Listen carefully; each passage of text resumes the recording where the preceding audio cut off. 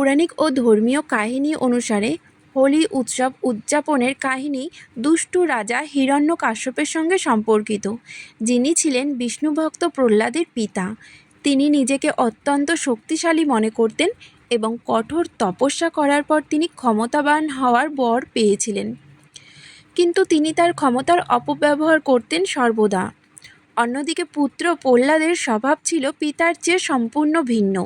তিনি দিন-রাত ভগবান বিষ্ণুর ভক্তিতে মগ্ন থাকতেন। প্রহ্লাদের স্বভাব দেখে বাবা হিরণ্যকশ্যপ রাগ করতেন। হিরণ্যকশ্যপ বহুবার পুত্র প্রহ্লাদকে ভগবান বিষ্ণুর উপাসনা করতে নিষেধ করেছিলেন এবং পরিবর্তে হিরণ্যকশ্যপের পূজা করতে বলেছিলেন, কারণ হিরণ্যকশ্যপ নিজেকে ঈশ্বর মনে করতেন, সর্বশক্তিমান মনে করতেন।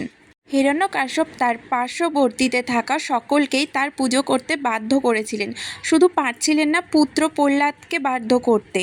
তাই হিরণ্যকশ্যপ পুত্র প্রহ্লাদের ওপর ক্রোধান্বিত হয়ে পুত্র প্রহ্লাদকে হত্যা করার সিদ্ধান্ত নিলেন এবং নিজের বোন হোলিকার সঙ্গে ষড়যন্ত্র করলেন পুত্র প্রহ্লাদকে আগুনে পুড়িয়ে মারবার। হোলিকার একটি মায়াবী শাল ছিল, যে শাল হোলিকা গায়ে দিলে তাকে কখনোই অগ্নি স্পর্শ করতে পারবে না। তাই হোলিকা দাদা হিরণ্যকশ্যপের কুপরামর্শ অনুযায়ী সেই মায়াবী শাল গায়ে নিয়ে প্রহ্লাদকে কোলে নিয়ে অগ্নিতে ঝাঁপ দিলেন। বিষ্ণুভক্ত প্রহ্লাদ সেই অগ্নির মধ্যে থেকেও বিষ্ণুর নাম জপতে লাগলেন। অগ্নি যখন ভীষণভাবে ছড়িয়ে গেল আর বিশাল রূপ ধারণ করলো, তখন হোলিকার গা থেকে সেই মায়াবী শাল সরে গিয়ে প্রহ্লাদকে ঢেকে দিল আর হোলিকা সেখানে জ্বলে গেল। বিষ্ণুভক্ত প্রহ্লাদ রক্ষা পেলেন।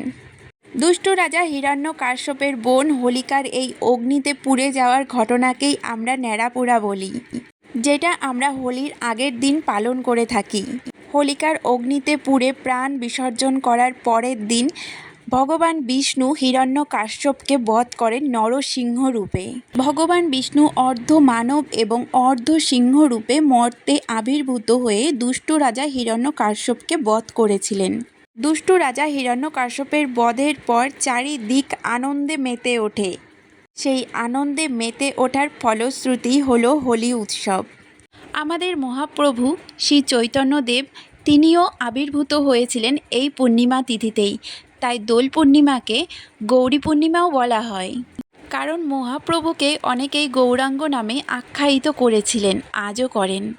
হোলি উৎসব প্রসঙ্গে আরও নানান কাহিনী প্রচলিত রয়েছে, তবে আমি একটি বিশেষ আর উল্লেখযোগ্য কাহিনী তোমাদের সামনে তুলে ধরলাম।